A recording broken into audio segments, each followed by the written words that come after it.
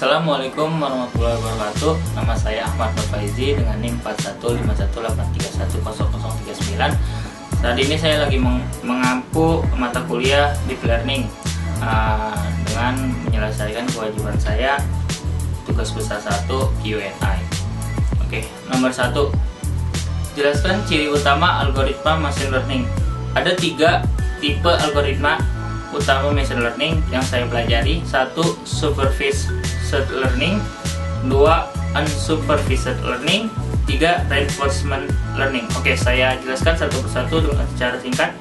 Supervised learning, contohnya yang dapat menerapkan algoritma ini adalah kasus yang ditulis sebelumnya di sini. Pada kasus iris classification, kita memiliki sejumlah dataset sampel input berupa data panjang dan lebar, sepal dan petal. Masing-masing sampel tersebut sudah memiliki output yang besar atau memiliki label. Unsupervised learning, contoh penggunaan algoritma ini adalah untuk segmentasi pasar. Misalkan suatu perusahaan memiliki data usia, gender, pekerjaan, tempat tinggal, frekuensi pembelian, dan kuantitas pembelian dari pembeli produknya selama 2 tahun terakhir. Kalau reinforcement learning, contohnya misal kita hendak membuat sebuah mesin yang dapat bermain catur melawan Magnus Carlsen, sang juara catur dunia. Tujuannya dari machine learning ini adalah memenangkan pertandingan dengan reinforcement learning. Mesin bertindak sebagai agen. Nomor 2. Apa yang mempengaruhi kinerja model machine learning? Yang mempengaruhi kinerja model machine learning ialah pemilihan model yang ditraining untuk melakukan pemetaan dari data ke label, pemilihan nilai hyperparameter atau disebut parameter internal dari algoritma pembelajaran. 3-nya nilai awal parameter model, lalu jumlah atau kualitas data training yang dipergunakan untuk mengaproksimasi fungsi target. Nomor 3, apa definisi dari supervised dan unsupervised learning? Definisi dari supervised dan unsupervised learning adalah: supervised learning adalah metode pembelajaran yang bertujuan untuk memprediksi variabel target sebuah data baru berdasarkan model yang telah ditraining menggunakan himpunan data berlebar. Biasanya digunakan untuk menyelesaikan 2 kategori masalah komputasi, yaitu classification atau recognition dan regression. Unsupervised learning yaitu metode pembelajaran mempergunakan sejumlah contoh data tanpa label. Biasanya digunakan untuk menyelesaikan 2 kategori masalah komputasi, yaitu clustering dan dimensional reduction.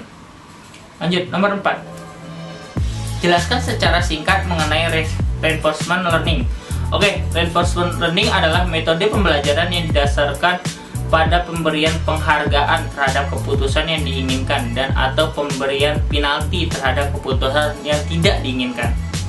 Lanjut, nomor 5. Apa definisi dari deep learning? Oke, deep learning merupakan sebuah metode pembelajaran terhadap data yang bertujuan untuk membuat abstraksi data secara bertingkat menggunakan sejumlah layer pengolahan data. Lanjut, nomor 6.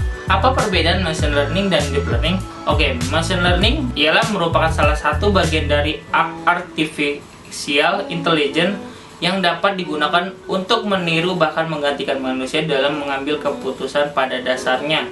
Machine learning digunakan agar sistem komputer dapat melakukan proses pembelajaran dengan sendirinya secara otomatis tanpa diberi instruksi pemrograman terlebih dahulu, serta dapat meningkatkan keakuratan hasil prediksi ketika sistem telah berhasil untuk belajar dan beradaptasi dengan perubahan yang ada secara konsisten.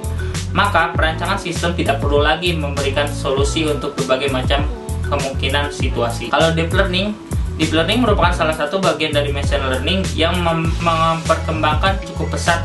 Deep learning dikenal juga sebagai deep structured learning atau hierarchy learning. Ibaratkan manusia, deep learning ini merupakan otak utama yang dapat menciptakan artificial intelligence yang lebih cerdas dan semakin mirip dengan manusia.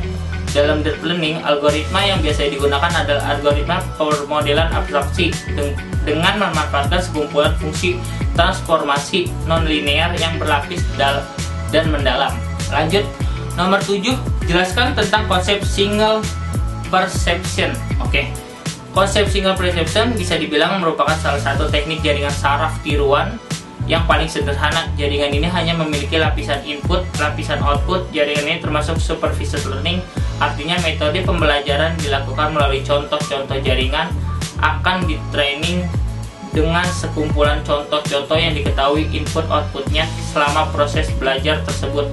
Jaringan akan menyesuaikan nilai bobotnya agar menghasilkan output yang diinginkan.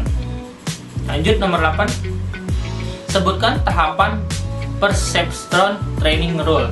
Tahapan perceptron training rule yaitu 1. Inisialisasi nilai sinapse weight bias random atau dengan aturan tertentu. Untuk heuristik aturan inisiasi ada baiknya membaca buku referensi. Lewatkan input dan neuron, kemudian kita akan mendapatkan nilai output. Kegiatan ini disebut feed forward. Nomor 3, nilai output. Actual output tersebut dibandingkan dengan desired output. Nomor 4, apabila nilai output tidak sesuai dengan desired output, tidak perlu mengubah apa-apa. Nomor 5, apabila nilai output tidak sesuai dengan desired output, hitung nilai error loss, kemudian lakukan perubahan terhadap learning parameter synaptic weights. Lanjut, terakhir ulangi langkah-langkah ini sampai tidak ada perubahan nilai error. Nilai error kurang dari sama dengan suatu threshold, biasanya mendekati 0, atau sudah mengulangi proses latihan sebanyak 3 kali threshold. Lanjut nomor 9. Apa yang dimaksud dengan Likert function di Bayesian probability? Oke, Likert function di mana dalam probabilitas Bayesian ketika prior P, X atau asumsi awal kita dibandingkan dengan fakta yang ada atau baru P di lapangan, maka akan menghasilkan nilai Likert yang jika disandingkan dengan prior akan mengubah prior menjadi posterior atau keputusan baru. Nomor 10. Jelaskan mengenai univariate dan multivariate Gaussian. Univariate itu dalam distribusi Gaussian univariate, distribusi ini hanya mengolah satu dataset dan dengan 2 parameter yang mempengaruhi distribusi. Yang pertama adalah mean dan variance, keduanya saling mempengaruhi. Untuk mean sendiri, dia akan mengubah bentuk distribusi, sedangkan semakin besar variance maka kurva distribusi semakin lebar. Kalau multivariance Gaussian, dalam distribusi Gaussian multivariance, distribusi ini memiliki lebih dari satu dataset, yang artinya distribusi ini mengolah data secara 3 dimensi. Lanjut nomor 11, jelaskan perangkat keras yang digunakan untuk pengolahan data menggunakan deep learning. Oke, perangkat keras itu yaitu adalah GPU dan TPU, merupakan unit pemrosesan data di dalam perangkat keras komputer yang memungkinkan operasi metrik dilakukan secara cepat.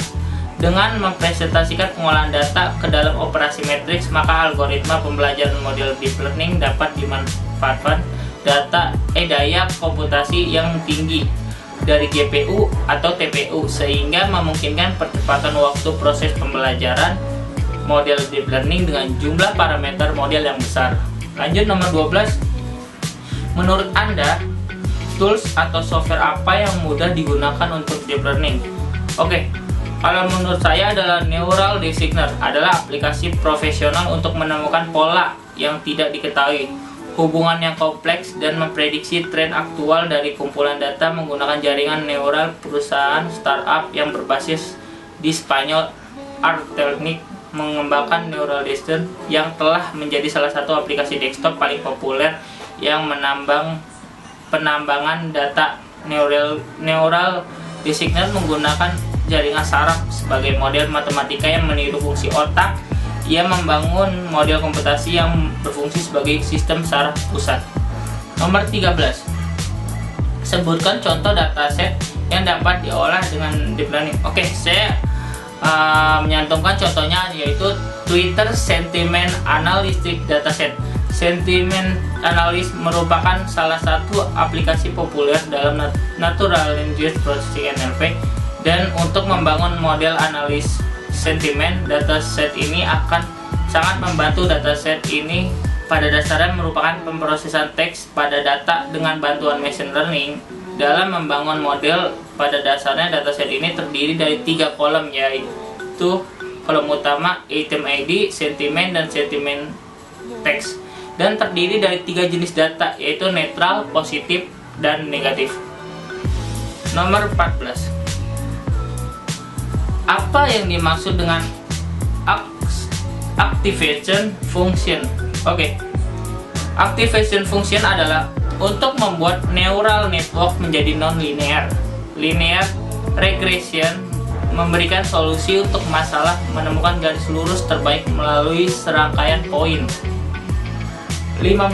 Apa yang dimaksud dengan fungsi objektif? Fungsi objektif merupakan fungsi linear dan batasan-batasan pertidaksamaan linear yang memiliki himpunan penyesuaian penyelesaian yang akan merupakan titik-titik dalam diagram Cartesius yang jika koordinatnya distribusikan ke dalam fungsi linear dapat memenuhi persyaratan yang ditentukan. Lanjut nomor 16, sebutkan formula yang digunakan untuk validasi model deep learning. Oke, formulanya yaitu split validation, melakukan validasi sederhana dengan membagi dataset secara acak menjadi dua data terpisah atau data latih dan data uji. Kalau cross validation merupakan validasi berulang di mana dataset dibagi menjadi banyak subset himpunan data latih dan validasi. Setiap iterasi menvalidasi menguji satu subset data dengan subset yang tersisa sebagai data latih. Pada cross validation atau subset data adalah jumlah iterasi. Nomor 17. Apa tujuan dari pembelajaran training pada pemrosesan data? Tujuan pemrosesan data menghimpun informasi asli data dan daripadanya dapat diproduksi informasi lain dalam bentuk hasil result yang berguna. Nomor 18. Apa yang dimaksud dengan steepest gradient descent? Steepest gradient descent merupakan algoritma yang digunakan untuk mencari nilai minimum lokal yang dapat dihasilkan dari suatu fungsi parametrik. Nomor 19. Jelaskan mengenai lokal minima. Lokal minima adalah nilai minimum pada suatu daerah lokal saja. Terakhir nomor 20. Apa yang dimaksud dengan gradient? Gradient adalah salah satu operator dalam kalkulus vektor yang berguna untuk mencari perubahan arah dan kecepatan dalam bidang skalar. Oke, sudah saya jawab semua pertanyaan dan sudah selesai Q&A-nya. Terima kasih. Wassalamualaikum warahmatullahi wabarakatuh.